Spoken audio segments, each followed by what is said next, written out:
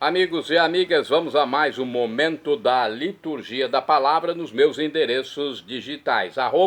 Paulo Roberto Maciel, Maciel 7919. Paulo Roberto Maciel 6 barra. Primeiro é o YouTube, segundo o Instagram. Temos ainda o blog, repórterpaulomaciel.blogspot.com e o facebook.com/Paulo Maciel da Rádio. Neste vídeo, a liturgia referente ao dia 14 de outubro de 2025, terça-feira, 28ª semana do Tempo Comum, na Igreja Católica Apostólica Romana. O ano litúrgico é o C, quando se dá mais ênfase ao Evangelho escrito por São Lucas, que foi secretário do apóstolo São Paulo, o maior divulgador do cristianismo, São Paulo. E São Lucas foi seu braço direito em muitas situações, inclusive na prisão. Bem, a cor dos paramentos litúrgicos é verde na missa comum, e temos no rito a missa escolha. Pode ser uma missa em memória a São Calixto, Calixto I, Papa e Mártir. A memória é facultativa e a cor, neste caso, é vermelha. Se o presidente da celebração decidir pela missa em memória a São Calixto, a cor dos paramentos litúrgicos é vermelha. Eu estou com o verde aqui simbolizando, porque é como se fosse a missa comum, ok? E eu sou animador litúrgico e também leitor da Igreja Católica em Colatina, igreja que pertence à Paróquia Central. Primeira leitura da Epístola de São Paulo aos Romanos, capítulo 1, versículos do 16 ao 25. Irmãos, eu não me envergonho do Evangelho, pois ele é uma força salvadora de Deus para todo aquele que crê. Primeiro para o judeu, mas também para o grego. Nele, com efeito, a justiça de Deus se revela da fé para a fé, como está escrito: o justo viverá pela fé. Por outro lado, a ira de Deus se revela do alto do céu contra toda a impiedade e iniquidade dos homens, que em sua iniquidade oprimem a verdade, pois o que de Deus se pode conhecer é manifesto aos homens. Deus mesmo lhe manifestou. Suas perfeições invisíveis, como seu poder eterno e sua natureza divina, são claramente conhecidas através de suas obras desde a criação do mundo. Assim, eles não têm desculpa por não ter dado glória e ação de graças a Deus como se deve, embora o tenham conhecido. Pelo contrário, efetuaram-se em suas especulações e seu coração insensato se obscureceu.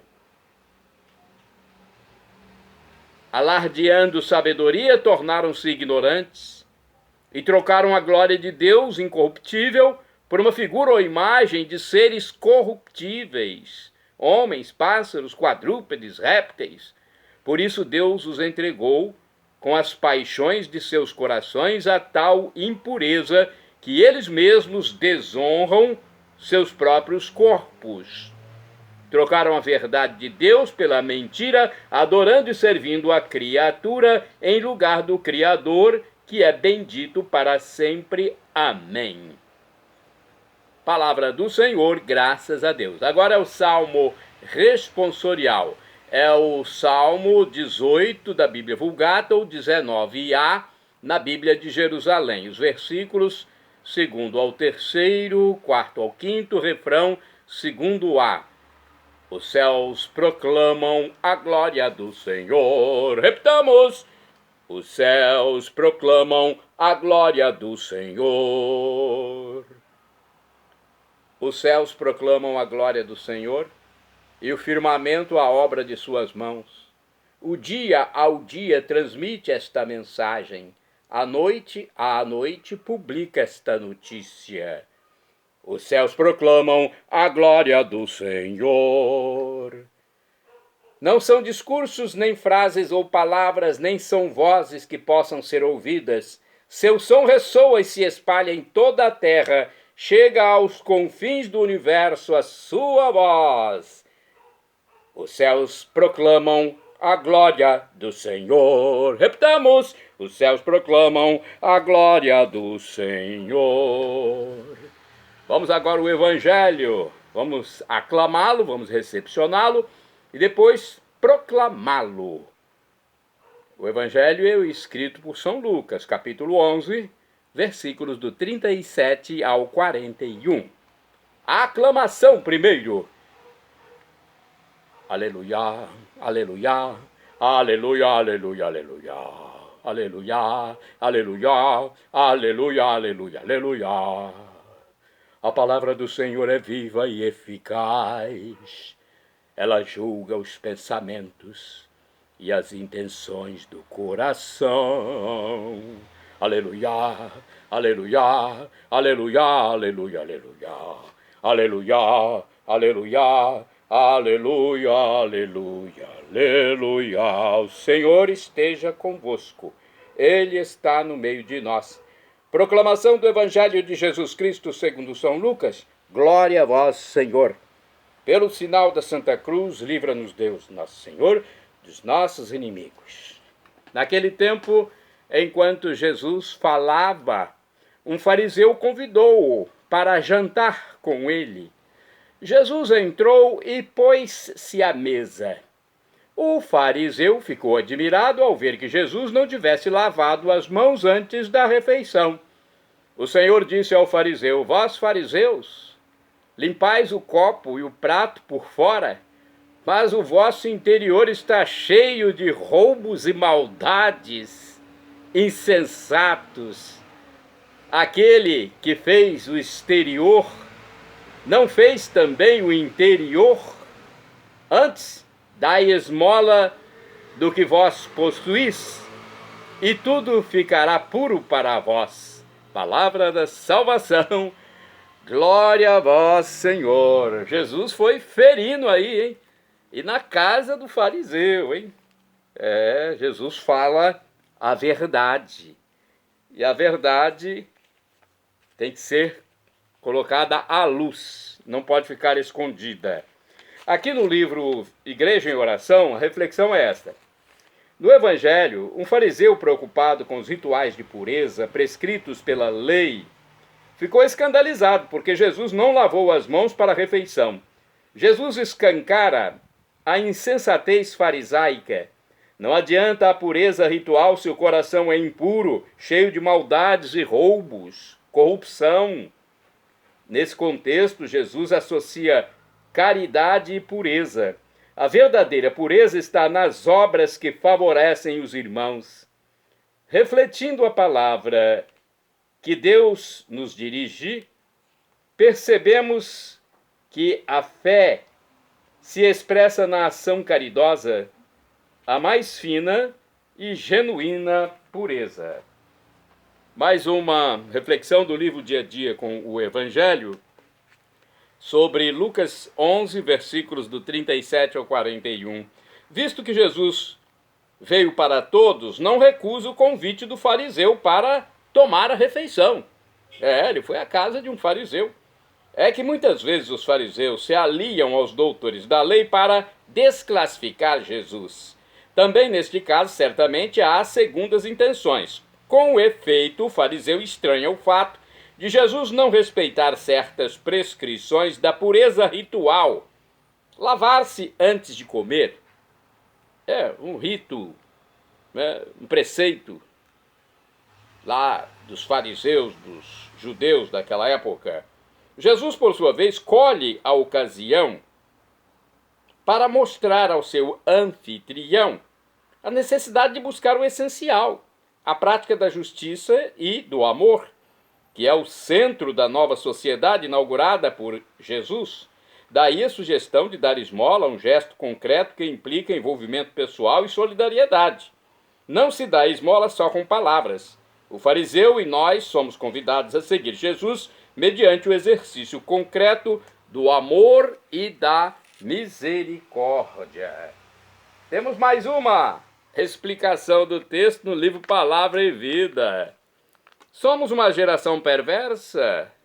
Pergunta aqui nesse livro, mas é de uma reflexão anterior. Nesta de Lucas 11, versículos de 37 a 41, Jesus não dá voltas quando se trata de dizer o que pensa. Ele vai direto ao assunto. Não tem vergonha de dizer ao fariseu que lavar as mãos não é muito importante, que em sua escala de valores existem muitas outras coisas mais importantes, que mais importante que as mãos é o coração da pessoa, e que de tanto lavar as mãos foram levados a pensar que são mais limpos, melhores e mais puros que os outros. Todavia, tem o coração cheio de egoísmo, avareza e ambição. Seria bom aplicarmos a nós mesmos essa narrativa e hoje nos esforçar para limpar um pouco nosso coração dessas manchas. Agora vamos aos santos do dia, que foram puros de coração. Santa do dia 14 de outubro, São Calixto I, cuja celebração pode ser em sua memória neste dia 14 de outubro. De acordo com o site rs21.com.br da televisão Rede Século XXI, todo pecado pode ser perdoado pela Igreja, cumpridas as devidas penitências. A frase conclusiva é do Papa Calixto I. Todo pecado pode ser perdoado pela Igreja, cumpridas as devidas penitências. O Papa Calixto I disse essa frase ao se posicionar no combate às ideias surgidas dentro do clero que iam contra a Igreja. Calixto entendia muito bem de penitência. Na Roma do século II, ele nasceu num bairro pobre, foi escravo. Depois, liberto, sua sina de sofrimento continuou. Trabalhando para um comerciante, fracassou nos negócios e foi obrigado a indenizar o patrão, mas decidiu fugir, indo refugiar-se em Portugal. Encontrado, foi deportado para a ilha de Sardenha e punido com trabalhos forçados. Porém, foi nessa prisão que sua vida se iluminou. Nas minas da Sardenha, ele tinha contato direto com os cristãos que também cumpriam penas por causa de sua religião. Ao vê-los heroicamente suportando o desterro, a humilhação e as torturas, sem nunca perder a fé e a esperança em Cristo, Calixto se converteu. Depois de alguns anos, os cristãos foram indultados e Calixto retornou à vida livre, indo estabelecer-se na cidade de Anzio, onde adquiriu o reconhecimento dos cristãos como diácono. Quando o Papa Zeferino assumiu o governo da Igreja, chamou o diácono para trabalhar com ele. Deu a Calixto várias missões executadas com sucesso. Depois o nomeou responsável pelos cemitérios da Igreja. Chamados de catacumbas, esses cemitérios subterrâneos na Via Ápia em Roma tiveram importância vital para os cristãos. Além de ali enterrarem seus mortos, as catacumbas serviam também para cerimônias e cultos, principalmente durante os períodos de perseguição. Calixto começou suas escavações, organizou-as e valorizou-as. Nelas, mandou construir uma capela chamada Cripta dos Papas, onde estão enterrados 46 pontífices e cerca de 200.000 mártires das perseguições contra os cristãos. 200.000 mártires. Com a morte do Papa Zósimo, o clero e o povo elegeram Calixto para substituí-lo, mas ele sofreu muita oposição por causa de sua origem humilde de escravo. Hipólito, um dos grandes teólogos do catolicismo e pensador da época, era o principal deles. Hipólito tinha um entendimento diferente sobre a Santíssima Trindade e desejava que determinados pecados não fossem perdoados. Entretanto, o Papa Calixto I manteve-se firme na defesa da Igreja, rompendo com Hipólito e seus seguidores, respondendo à questão com aquela frase conclusiva. Anos depois, Hipólito reconciliar-se-ia com a Igreja, tornando-se mártir da Igreja por não negar sua fé em Cristo Jesus. O Papa Calixto I governou por 6 anos. Nesse período, concluiu o trabalho nas catacumbas romanas, conhecidas hoje como as catacumbas de São Calixto. Em 222, ele se tornou vítima de perseguição, foi espancado e quase morto, jogado num poço, e no local agora acha-se a igreja de Santa Maria, que guarda o seu corpo em Roma. Olha, um escravo que se tornou papa. São Calixto I, rogai por nós. A Igreja Católica tem muita história. Um escravo que se tornou papa. Vamos a outro santo? 14 de outubro é dia de São Venâncio de Lune, bispo do século IV, quando morreu. Amigo do Papa São Gregório Magno, Venâncio de Lune ocupou-se esmeradamente dos clérigos e monges de sua diocese em Lune, na Itália. Santa do dia 14 de outubro, Santa Angadrisma, abadesa. Morreu em 695, desejava consagrar-se a Deus, mas seu pai a prometeu em casamento.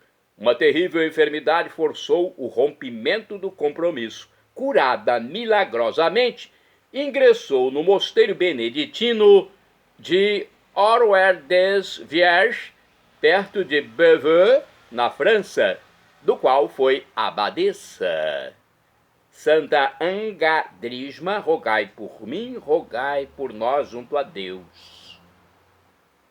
Santo do dia 14 de outubro, São Domingos Loricato, presbítero, que é o mesmo que padre, sacerdote, morreu em 1060.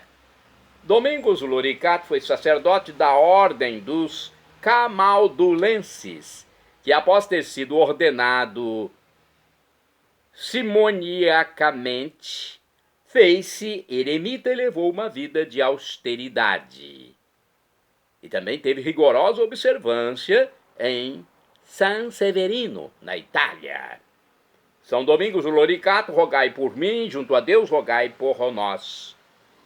Bem-aventurado do dia 14 de outubro é o beato Diogo Kagayama Haito. Foi mártir e morreu em 1619. Foi um nobre samurai.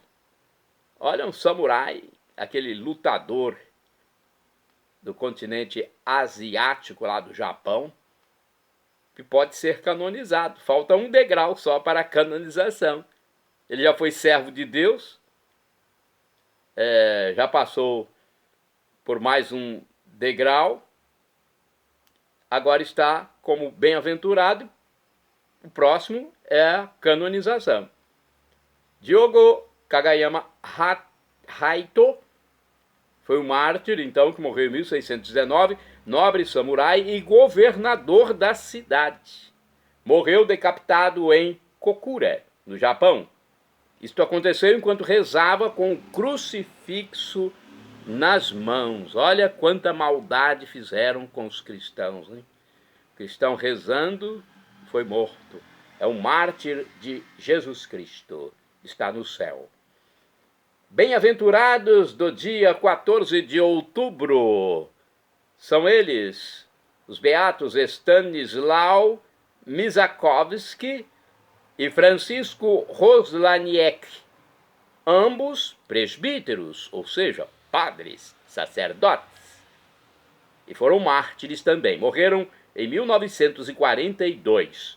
Foram mortos na câmara de gás em Dachau, na Alemanha. Bem-aventurados Stanislau Misakovsky e Francisco Roslaniek, rogai por mim, junto a Deus, rogai por nós. Bem-aventurado do dia 14 de outubro é o beato Romano Lisco, presbítero e mártir, morreu em 1949. Foi um sacerdote da arquieparquia de Leopoli dos ucranianos. Foi preso e murado vivo durante a perseguição religiosa na Ucrânia. Shalom Adonai é uma expressão hebraica que significa a paz de Deus, é o que eu desejo para todos vocês, a paz de Cristo Jesus. El Shaddai, também do hebraico, significa Deus onipotente, Deus todo-poderoso. Ele proverá aquilo que você deseja se for para o seu bem. O professor e escritor de mais de 100 livros da Igreja Católica, Felipe Rinaldo Queiroz de Aquino, em seu canal no YouTube, diz que Deus pode nos dar uma dessas 3 respostas quando suplicamos algo. Sim, não ou espere. Qualquer das 3 devemos acatar. Afinal de contas, estamos falando com o Todo-Poderoso. Deus, Criador de tudo, Criador do universo. Você já parou para pensar nisso? Que quando você ora, você está falando com o Criador do universo. Não dá nem para pensar, né? Senão a gente fica atônito. Eu já tive uma experiência sobrenatural que eu fiquei imaginando, meu Deus, como é que o Senhor olha para mim, esse insignificante servo, num município pequeno, em relação a tantas metrópoles. O Senhor olha para mim e me faz viver essa situação sobrenatural com tanto carinho, com tanto amor, me livrando de males. Eu falei isso para Deus. Não é fácil você imaginar que está falando com o Criador de tudo, do universo, dos planetas, das estrelas, das nuvens, do mar, do vento, do ser humano, dos animais. Nós somos muito agraciados e não conseguimos nem imaginar. É algo grandioso, né? Falar com Deus, algo inexprimível, indizível, inefável. Como é que pode Deus me ouvir um ser humano que, quando morre, vira pó, vira vermes, primeiramente, debaixo da terra, depois vira pó. Estou falando do corpo físico, porque a alma volta para Deus. Então, se Deus responder sim, não ou espere, acate. Eu recebi muitos nãos de Deus. Confesso que no momento que recebi os nãos, não compreendi e até fiquei julgando outras pessoas que receberam sim. Eu recebi não, outras pessoas receberam sim e eu fiquei julgando. Poxa, aquela pessoa, Deus atendeu. Eu achava que eu merecia ser atendido também, não fui. Aí depois, mais tarde, com o passar do tempo, é que eu fui perceber, puxa, Deus me deu um não naquela ocasião, me deu um não naquela outra, me deu um não naquele dia, e foi a melhor coisa para mim, senão eu poderia nem estar mais aqui. Do aramaico, vamos clamar a Deus, porque um dia ele voltará, será a parousia, o juízo final. Teremos corpos glorificados, transfigurados, semelhantes ao de Jesus quando ressuscitou. Maranatá, como dizemos nós católicos, ou Maranata, como dizem nossos irmãos separados, os evangélicos ou protestantes. Não importa a pronúncia, o significado é o mesmo. Vinde, Senhor Jesus, vem, Senhor, Senhor, vem. Jesus, vem. Um dia ele voltará. Esteja preparado, creia em Jesus como Deus, seja batizado e arrependa dos seus pecados para não morrer em pecado grave. Porque o pecado grave afasta da convivência com Deus, que é todo santo, todo puro. Perdão, Senhor, pelos meus pecados passados, presentes, futuros. Pecados do pensamento, palavras, atos, omissões. e me dê a vida eterna. Não se esqueça, seja batizado, creia em Jesus como Deus e arrependa dos seus pecados. E nos encontraremos na vida eterna como anjos. Shalom, Adonai, a paz de Deus para todos.